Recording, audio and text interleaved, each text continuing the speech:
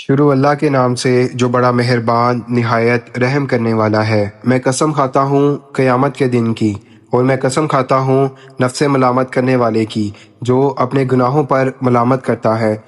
کیا انسان یہ سمجھتا ہے کہ ہم اس کی ہڈیوں کو جمع نہیں کر سکتے؟ کیوں نہیں، ہم تو اس کی انگلیوں کے پور پور تک درست بنا سکتے ہیں۔ بلکہ انسان چاہتا ہے کہ وہ آزاد ہو کر گناہ کرتا رہے۔ وہ کہتا ہے قیامت کا دن کب آئے گا، جب آنکھیں چمک اٹھیں گی ڈر کے مارے، اور چاند بے نور ہو جائے گا، اور سورج اور چاند کو ایک ساتھ کر دیا جائے گا۔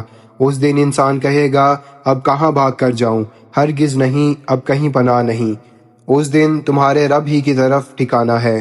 اس دن انسان کو اس کے اگلے اور پچھلے اعمال بتا دیے جائیں گے، بلکہ انسان خود اپنے آپ کو خوب جانتا ہے، اگرچہ وہ بہانے بنا کر عذر پیش کرے۔ اے نبی صلی اللہ علیہ وسلم، قرآن کو جلدی جلدی یاد کرنے کے لیے اپنی زبان کو حرکت نہ دو۔ بے شک اس کو دل میں جمع کرنا اور اس کی تلاوت کرانا ہماری ذمہ داری ہے۔ پھر جب ہم اس کو پڑھا کریں تو تم اس کی قرأت کو غور سے سنو۔ پھر اس کی وضاحت یعنی سمجھانا بھی ہماری ذمہ داری ہے۔ ہرگز نہیں، بلکہ تم لوگ دنیا سے محبت کرتے ہو اور آخرت کو چھوڑ دیتے ہو۔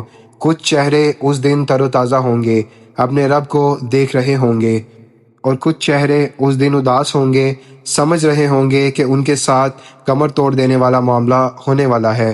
ہرگز نہیں، جب جان حلق تک پہنچ جائے گی اور کہا جائے گا کون ہے جو جھاڑ پھونک کر بچائے، اور وہ سمجھ لے گا کہ اب جدائی کا وقت آ گیا ہے، اور پنڈلی سے پنڈلی جڑ جائے گی، یعنی موت کی سختی آ جائے گی۔ اس دن تمہارے رب ہی کی طرف لے جایا جائے گا۔ نہ اس نے حق کو مانا، نہ نماز پڑھی، بلکہ جھٹلایا اور منہ موڑ لیا، پھر فخر سے اپنے گھر والوں کے پاس چلا گیا۔ افسوس ہے تجھ پر، پھر افسوس، پھر دوبارہ افسوس ہے تجھ پر، پھر افسوس۔ کیا انسان یہ سمجھتا ہے کہ اسے یوں ہی چھوڑ دیا جائے گا؟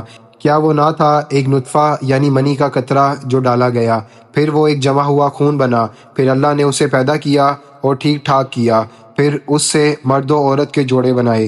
کیا وہ اللہ اس بات پر قادر نہیں کہ مردوں کو دوبارہ زندہ کر دے؟